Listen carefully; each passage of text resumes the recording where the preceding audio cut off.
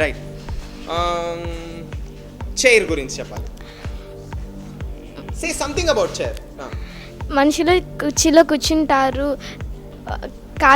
కుర్చీకి కాలు విరిగిపోయింది, ఒక అమ్మాయి కింద పడింది, అమ్మాయికి బాగా దెబ్బ తగిలింది. ఆ కుర్చీకి స్టోన్ గురించి చెప్పాలి. ఒక రాయి అమ్మాయికి తగిలి కింద పడింది, అమ్మాయికి బాగా రక్తం వచ్చింది. ఆ స్టోన్ గురించి చెప్పాలి.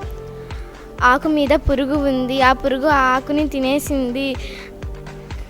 నెక్స్ట్ పేపర్ గురించి చెప్పాలి. పేపర్ మీద మనం ఏదైనా రాయవచ్చు, దాంట్లో ఉన్న పదాలని చదవచ్చు. Okay, clap hands. Very good, well tried. Okay, ఇలానే ఇంకొక టాస్క్ వెళ్ళకిద్దాము. ఆ టాస్క్ ఏంటంటే, నేను ఏదైనా క్వశ్చన్ అడిగితే దానికి రిలేటెడ్ ఆన్సర్ చెప్పకూడదు. ఫర్ ఎగ్జాంపుల్, మీరు ఏ క్లాస్ అలా చెప్తే అవుట్. అలా క్లాస్ అని రిలేటెడ్ ఆన్సర్ వచ్చినా అవుటే. ఇప్పుడు ఫర్ ఎగ్జాంపుల్, మీరు ఏ క్లాస్ అనగానే నేను ఇప్పుడే టిఫిన్ చేశాను, అలా ఆడ్ ఆన్సర్స్ ఇవ్వాలి. ఓకేనా? ఆడ్ ఆన్సర్స్ ఇవ్వాలి. Wait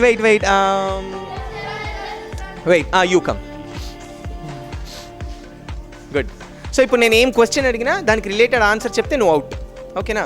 right. నీ పేరేంటి? నేను 6th క్లాస్ చదువుతున్నా. నువ్వు ఎందుకు ఇలా ఉన్నావు? ఇలా టిఫిన్ చాలా బాగుంది. నీ టై చాలా బాగుంది. ఎలా నేను రోడ్లోకి వెళ్తున్నా. నువ్వు బ్యాడ్ బాయ్. నేను అసలు చాలా మంచివాడిని. Out. Very good, well played. This is for you.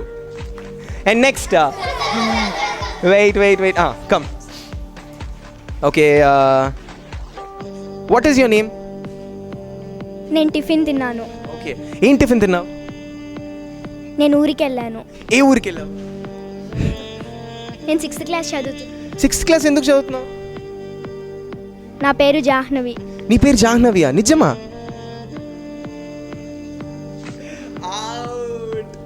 You shouldn't be quiet. Keep on talking, okay? Very good. Well played.